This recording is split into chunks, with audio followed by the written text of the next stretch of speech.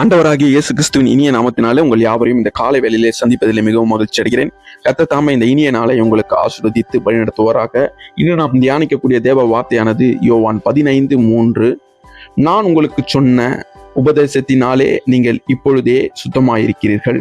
அன்பான சகோதர சகோதரிகளே, இன்று நாம் பார்க்கும்போது இந்த வசனம் இயேசு கிறிஸ்துவின் மிகவும் முக்கிய உண்மையை சொல்கிறது. அது என்னவென்றால், தேவனுடைய வார்த்தை நம்மை சுத்திகரிக்க வல்லமை உடையது. தேவனுடைய வார்த்தை சுத்திகரிக்கும். இயேசு சொல்கிறார், நான் சொன்ன வார்த்தையினால் நீங்கள் சுத்தமாயிருக்கிறீர்கள். இங்கே நாம் புரிந்து கொள்ள வேண்டியது, சுத்தம் என்பது வெளிப்புற சுத்தம் அல்ல, அது உள்ளத்தின் சுத்தம். இருதயம், சிந்தனை, வாழ்க்கை ஆகியவைகள் சுத்தப்படுத்த தேவனுடைய வார்த்தை மிகவும் உதவுகிறது.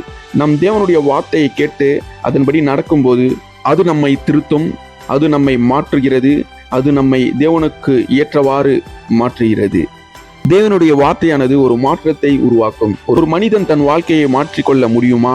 ஆம், ஆனால் அது தேவனுடைய வார்த்தையின் மூலமாக தான் நடைபெறும். கோபம் இருந்த இடத்தில் சமாதானம் வரும், பாவம் இருந்த இடத்தில் பரிசுத்தம் வரும், குழப்பமாக இருந்த இடத்தில் ஒரு தெளிவு வரும். ஒரு வார்த்தை வாழ்க்கையை மாற்றும். அது தேவனுடைய வார்த்தை. வார்த்தையின் நிலைத்திருக்க வேண்டும். யோவான் 15 முழுவதுமாய் பார்க்கும்போது, என்னுள் நிலைத்திருங்கள் என்று இயேசு கிறிஸ்து சொல்கிறார். அதன் அர்த்தம், தினமும் வேதங்களை வாசிக்க வேண்டும், கேட்ட வார்த்தைகளை நாம் மனதில் வைத்துக் கொள்ள வேண்டும், அதன்படி வாழ முயற்சிக்க வேண்டும். அப்பொழுதுதான் நம்முடைய வாழ்க்கை தொடர்ந்து சுத்தமாக இருக்கும். அன்பானவர்களே, இனி நமக்கு ஒரு கேள்வி உள்ளது. நான் தேவனுடைய வார்த்தையை என் வாழ்க்கையில் ஏற்றுக்கொள்கிறேனா, அதன்படி நடக்கிறானா என்பதை நாம் சிந்திக்க வேண்டும்.